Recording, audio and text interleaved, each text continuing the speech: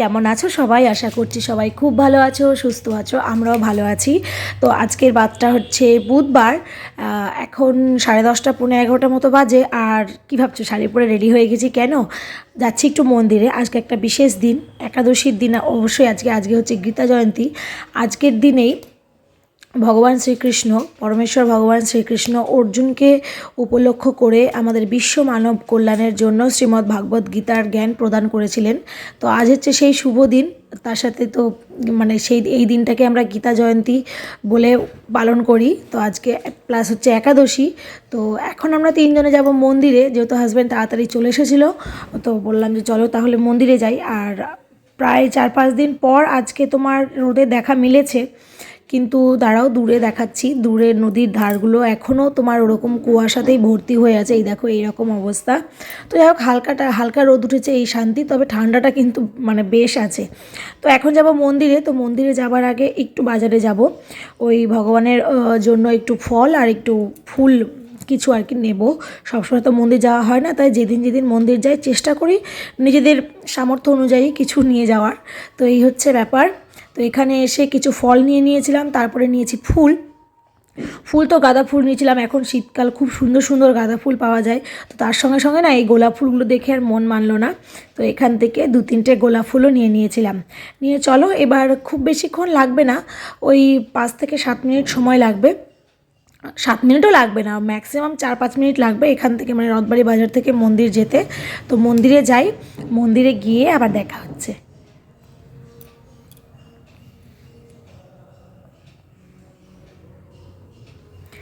এই তো চলেও এসেছি মন্দিরে। আর একদম কি বলবো, সঠিক সময়ে এসেছি বলতে পারো। সঠিক সময়ে যদিও না, যজ্ঞটা হয়ে গেছে আজকের দিনে। যজ্ঞ হয় মন্দিরে, তো সেই যজ্ঞটা হয়ে গেছে। তো যজ্ঞের পরিক্রমা চলছে। যজ্ঞের যে ইয়েটা হয়, এই জিনিসটা যেখানে আর কি হোমটা হয়, তো সেইটাকে পরিক্রমা করা হয়। তো আমি মেয়ে হাজব্যান্ড তিনজনই পরিক্রমা করে নিচ্ছিলাম। আর তার সঙ্গে একটা বলতে পারো ভগবানের কৃপা। আজকে এই যজ্ঞে যে ফলগুলো দেওয়া হয়, সেখান থেকে একটা ফলও পেয়েছিলাম, আপেল পেয়েছিলাম আর কি। আমি চাদর পাততে একজন প্রভুজি আমাকে ওই যজ্ঞের ওখান থেকে একটা তোমার ফল তুলে দিয়েছিল। তো তারপরে এখানে মন্দিরে হচ্ছিল দুপুরের আরতি। তো অনেকটা দূর থেকে ভিডিওটা করেছি বলে এরকম আসছে। যাই হোক, তোমাদেরকে চেষ্টা করেছিলাম একটু ভগবানের দর্শন করানোর। আর 1টা বাজতে এখন মাত্র 5 মিনিট বাকি, এক্ষুনি মন্দির বন্ধ হয়ে যাবে। তো আজকে রাত্রি 8টা পর্যন্ত তো অখণ্ড হরিনাম সংকীর্তন চলবে মন্দিরে। তো সেই জন্য এখানে সকলেই বসে পড়েছে। প্রথমে তোমার ওই আরতির যে প্রদীপের তাপটা, সেটা সবাই নিয়েছি। নেওয়ার পরে এখানে তোমার এখন হরিনাম চলবে। বেশ কিছুক্ষণ ওখানে বসে থেকে সময় কাটানোর পরে তারপরে এসেছিলাম দুপুরের প্রসাদের জায়গায়, তোমার প্রসাদ পাওয়ার জন্য। তো এখানে দাঁড়িয়েছি লাইনে। তো এখানে আমি, মেয়ে, হাজব্যান্ড। আর এরকম জায়গাটা লাগছে কারণ তার পাশেই একটা কনস্ট্রাকশনের কাজ চলছিল, তো সেই জন্য। তো প্রসাদে ছিল অনেক কিছু, সাবুর খিচুড়ি, মিষ্টি কুমড়োর পায়েস, ফল, বাদাম সেদ্ধ, স্যালাড। আমার হাত থেকে অ্যাকচুয়ালি না ওটা পড়ে গেছিলো, যে কারণে আর কি মাখামাখি হয়ে গেছে। যাই হোক, হাজব্যান্ড এখানে সব ঠিকঠাক ছিল। সবাই এখানে বসে পড়েছি প্রসাদ পেতে। আর এইবার প্রসাদ পেয়ে নিয়ে বাড়ি যাব। আমরা তো চেয়েছিলাম, আমি আর মেয়ে তো চেয়েছিলাম একটু ঘুরতে, কিন্তু কিছু করার নেই। হাজব্যান্ড যেহেতু ভোরবেলা ওঠে, মোটামুটি ওই 4টা 4:30 নাগাদ উঠে আড়তে গেছিলো। এবার তার রেস্টের প্রয়োজন, তো সেই জন্য বললো এখন একটু বাড়ি গিয়ে একটু ঘুমিয়ে নেব, পরে এসে আবার হচ্ছে কি বলে বিকেলবেলার দিকে ঘুরতে বেরোবো। আমি বললাম ঠিক আছে। আর আমি একটু চুলটা ছেড়ে দিয়েছিলাম, তার কারণে সকালবেলা হচ্ছে তোমার চুলটা ভেজা ছিল। তো সেই কারণে এই তো চলেও এসেছি বাড়ির কাছে। আর আমাদের বাড়ির এখানে তো মেলা বসবে, মেলা বসেছে আর কি। সন্ধ্যেবেলা যখন মেলাটা ভালোভাবে বসবে তখন দেখাবো। ওই যে তারা মায়ের মন্দিরটা দেখাই, সে তারা মায়ের পুজো আর মেলা এই সময়টায় হয়। তো চলো এখন আর কি বাড়ি যাই। বিকেলবেলা আর কোথাও বেরোইনি, হচ্ছে আমার মুখটা ওরকম, তার কারণ বিকেলবেলা থেকে না খুব হাওয়া দিচ্ছিল। তো তার মধ্যে মেয়ে আবার ঘুরতে যাওয়ার জন্য বায়না করছিল। তো আমি বললাম এর মধ্যে কোনোভাবেই যাওয়া যাবে না।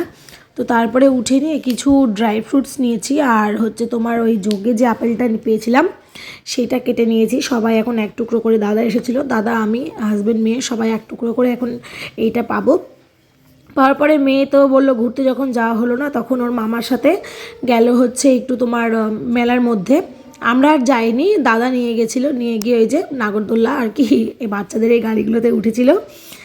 তো তারপরে আমরা যাবো একাদশী দ্বাদশী এই দুটো দিন আর ঢুকবো না, বাচ্চা কাচ্চা নিয়ে। বাচ্চাগুলো তো এখন প্রতিদিনই যাবে মেলায় কারোর না কারোর সঙ্গে।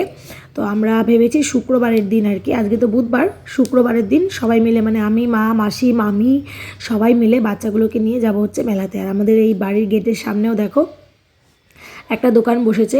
তো দেখো এইসব দেখার পরে ভেতরে এলাম। ভেতরে আসার পরে আজকে একটু প্রভুপাদের যে অনুবাদ করা যে গীতাটা, শ্রীমদ্ ভাগবত গীতা যথাযথ, এইটা একটু নিয়ে বসেছি। গীতা যে কোনো সময় পড়া যায়, সেরকম কোনো বিধিনিষেধ বা বাধা নিয়ম নেই, যে কেউ যে কোনো সময় পড়তে পারে। সব সময় তো পড়া হয়ে ওঠে না, কিন্তু আজকের এই বিশেষ দিনে ভাবলাম একটু গীতা পাঠ করি। আমি পড়েছিলাম, আমার হাজব্যান্ড শুনছিল। সকালবেলায় দাদা বলে দিয়েছিল আমরা যেন অবশ্যই আজকে একটু গীতা পড়ি। তো দিনটা শেষ করেছি আজকে জপের মাধ্যমে, 16 মালা জপ কমপ্লিট করে। তো চলো আজকের মতো ভিডিওটা এই পর্যন্তই রাখছি। সবাই খুব ভালো থেকো, সুস্থ থেকো। আর ভিডিওটা কেমন লাগলো সেটা কিন্তু অবশ্যই কমেন্ট বক্সে জানিও। ভালো লাগলে একটা লাইক করে দিও, চ্যানেল নতুন হলে প্লিজ আমার চ্যানেলটাকে সাবস্ক্রাইব করে দিও। সবাই খুব ভালো থেকো, সুস্থ থেকো। দেখা হবে খুব শিগগিরই নতুন একটা ভিডিওর সাথে। আজকের মতো টাটা।